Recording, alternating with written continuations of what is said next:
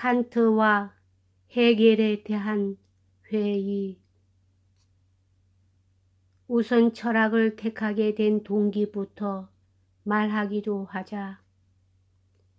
영국의 유명한 철학자 버트란드 러셀은 그의 70회 생일에 BBC 방송 기자와의 인터뷰에서 기자가 철학을 하게 된 동기를 묻자 이렇게 대답했다. 첫째, 나는 정확한 지식이 무엇인가를 알기 위해서. 둘째, 신의 문제를 해결하기 위해서 철학을 택했습니다. 기자가 다시 물었다. 그러한 목적을 모두 달하셨다고 생각하십니까? 첫째 문제에 대해서는 어느 정도 달성되었다고 보나 둘째 문제에 대해서는 해결하지 못했습니다. 20세기의 대표적 지성인다운 겸손한 대답이다. 지식의 문제나 신의 문제는 철학하는 사람이면 누구나 해결해 보려는 과제임에 틀림없다.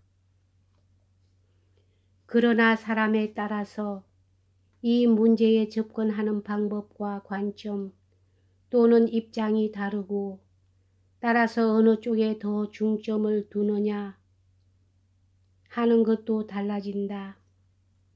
내가 철학을 하게 된 동기는 인생관의 문제를 해결해 보려는 것이었다.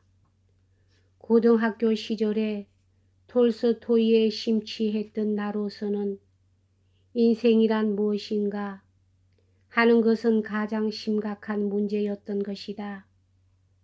인생이란 무엇인가를 알려면 자연히 지식의 문제, 신의 문제 등 철학의 광범한 영역이 모두 관련되는 것은 더 말할 것이 없다. 내가 일본에서 경도 제대 철학과에 들어갈 무렵은 일본에는 칸트 철학이 널리 보급되고 또 그의 사상을 대단히 존중하는 시기였다. 당시의 일본의 철학계를 칸트 철학이 지배하고 있었다고 해도 과언이 아니다. 그 무렵 우리나라에서 일본에 유학하여 철학을 공부하는 분들이 대개는 칸트 또는 칸트와 밀접한 관계가 있는 헤겔을 전공하고 돌아온 것만 보아도 당시의 일본 철학자들의 칸트 연구열을 짐작할 만하다. 그 때문에 해방 후 거의 지금까지 대학 강단에서는 칸트와 헤겔이 총애를 받고 있는 것이다. 나 역시 칸트의 철학책을 읽고 이를 이해하고 마는 것으로부터 철학을 시작했다. 나는 지금도 그의 착실하고 정밀한 분석에 의해 세워진 인식론 그리고 엄숙하고 깊은 통찰에 의한 도덕론 등에 깊은 존경을 갖고 있으며 철학하는 사람들은 칸트의 사상에 공명하든 말든 간에 이러한 존경을 다 갖고 있을 것이다. 그가 독단적이든 종래의 형이상학을 비판하여 지식의 영역과 신앙의 영역, 도덕의 세계를 분명히 갈라놓은 것은 그 후 철학의 발달에 중요한 영향을 끼쳤음은 상식에 속한다. 나는 대학 입학 후 2년가량은 칸트 연구에 몰두하였다. 그러나 칸트의 책을 읽고 또 그를 깊이 이해하게 될수록 나는 그의 관념론, 그의 형식주의, 그의 리거리즘이 생동하는 사회 문제에 대해서는 미흡한 해답밖에 주지 못하지 않느냐 하는 의문에 빠지게 되었다.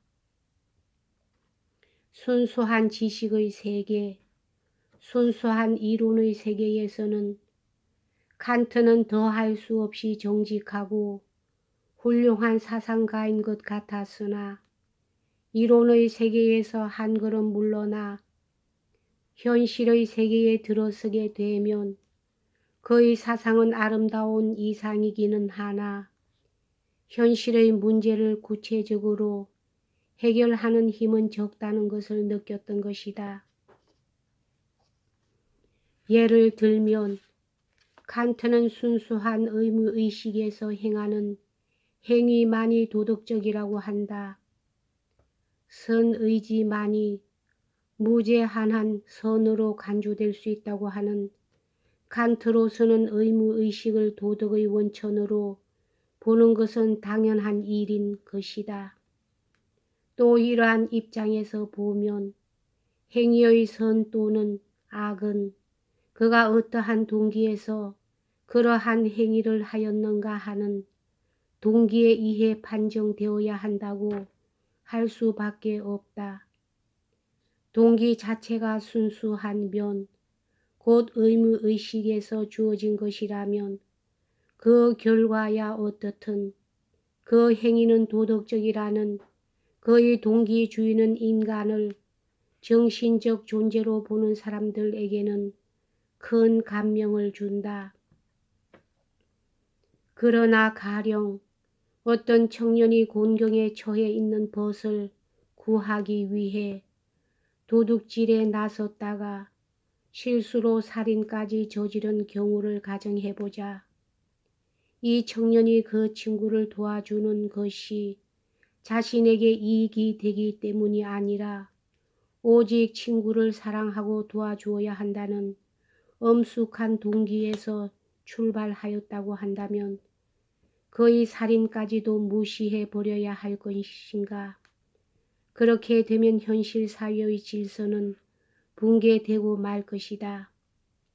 현실 사회의 질서와 도덕을 존중하는 사람이라면 모든 살인 행위는 그 동기의 선악에 따라 유죄, 무죄가 결정되어야 한다는 사회운동을 일으키지는 못할 것이다. 이것은 작은 예에 지나지 않는다. 그러나 칸트 사상에서 내가 느껴야 했던 곤혹을 이해해 주는 데는 부족함이 없는 예가 아닐까 한다. 더욱이 이 무렵은 일본에서 일본뿐만이 아니라 전 세계적인 경향이 있지만은 마르크스 레닌주의를 신봉하는 좌익 운동이 맹렬하게 일어날 때였다. 이 사상이 사회의 현실을 개혁하려는 사상임은 주지의 사실이다. 왕성한 지적 욕구를 갖고 있던 나에게 이 사상이 끼쳐준 영향은 사회 현실을 경시해서는 안 된다는 것이었다. 칸트의 사상이 고매하기는 하나 사회 현실에 대해서는 개인의 도덕적 수양에 대해서는 그렇지 않지만 무력하다는 느낌이 강했던 만큼 더욱 그 영향은 컸다. 그렇다고 내가 마르크스 레닌주의를 신봉하게 되었다는 말은 아니다. 이상하게도 나는 러시아 혁명에 대해서 상당한 반감을 갖고 있었다. 러시아의 유혈혁명이 결코 인간의 이상을 실현하는 본보기가 될 수는 없다고 생각하고 있었다. 고등학교 시절에 톨스토이의 사상에 강한 공명을 느꼈던 나에게는 마르크스 레닌주의는 그리고 러시아 혁명은 정신적인 존재인 인간을 물질적인 동물로 타락시킬 뿐이라는 막연한 반감이 싹터 있었다. 그러므로 나는 철학에 있어서 사회의 현실을 존중하는 것이 중요하다는 것을 마르크스 레닌주의를 통해 깨닫기는 했지만 그 사상 자체를 받아들일 수는 없었다. 그 후 대학에서 마르크스 레닌의 사상을 배울 때도 나의 이러한 태도는 바뀌지 않았다. 특히 경도 제대에는 일본의 유명한 좌익 경제 이론가 가와가미 하지메 씨가 교수로 있어서 좌익 운동이 격렬했으나 나는 시종 비판적인 태도를 견지하였다. 그는 칸트 철학의 매력을 느꼈던 나의 마음에 심한 동요가 일어난 것은 사실이었다. 칸트 철학이 너무 형식적이고 따라서 사회 현실을 논외에 두는 철학에 불과하다는 것을 깨달았을 뿐 아니라 칸트의 도덕론이 인간 생활을 생생하게 포착하지 못하여 미묘한 정감을 도덕 형성의 요소가 아니라고 해서 배제해버리고 의지와 도덕 법칙과 규범에 의해서만 행위를 결정해야 된다고 하는 점에 나는 대단히 불만을 느꼈다. 그렇다고 나는 그야말로 생리적인 혐오감을 느끼는 마르크스 레닌주의로 전향할 수도 없었다. 그래서 마르크스적 입장에서 보면 거꾸로 섰다고 하는 헤겔 철학을 공부해야 하겠다는 생각이 들었다. 헤겔의 철학은 칸트 철학에 비해 광대하고 웅장하였다. 특히 그의 변정법에 대해서는 강한 흥미를 느꼈다. 헤겔은 칸트처럼 형식에만 치우치지 않고 형식과 내용을 아울러서 생각하기 때문에 칸트에 비해 구체적이고 안개가 넓었다. 그의 논리나 체계에는 거의 빈틈이 없었고 따라서 그의 사상을 믿는 한 세계와 우주와 인생은 매우 논리 정연한 발전 과정, 이른바 변정법적 발전을 밟는 것이므로 조금도 미심하게 생각할 여지가 없을 것 같았다. 우리가 관념론에 만족하고 그 이상 더 회의하지 않는다면 헤겔 철학은 체념과 평안한 마음으로 생활하는 안정을 줄 수 있는 사상이었다. 그러나 헤겔 사상을 연구할수록 나는 이 사상이 체면술과 같다는 것을 깨닫게 되었다. 프랑스의 실존주의자 보바르 여사는 헤겔 철학에 대해 도서관에 앉아서 헤겔의 책을 읽는 동안에는 자연이 흐뭇해지고 마음이 커지며 만족을 느끼지만 변화한 거리에 나와 헤겔 철학을 생각하면 그것은 자기와는 아무런 관계가 없다는 것을 절감하게 된다는 말을 했거니와 헤겔 철학을 연구할수록 나도 이 비슷한 심정을 느꼈다. 나는 대학 2학년 말부터 헤겔 철학을 공부를 시작하여 처음에는 상당한 매력을 느꼈으나 차츰 헤겔의 입장이 나의 입장이 될 수 없다는 것을 깨달았다. 헤겔의 입장에 서서 사물을 볼 때 그것은 헤겔의 생각이지 내 생각은 아니다 하는 느낌을 참을 수가 없었다. 나 자신은 어디론지 무산해버리고 헤겔의 논리만이 가득 차 버리는 상태는 결코 진정한 나의 입장에서 사물을 보는 것은 아니라는 자각이 시간이 흐를수록 깊어졌다. 칸트 철학을 공부할 때도 마찬가지였다. 칸트의 입장에서 사물을 보아도 그것은 내 생각이 아니다 하는 느낌을 금할 수가 없었던 것이다. 한마디로 말하면 헤겔 철학에서 모든 현실적 모순이 너무 잘 풀려 나간다는 것이 나의 큰 불만이었다.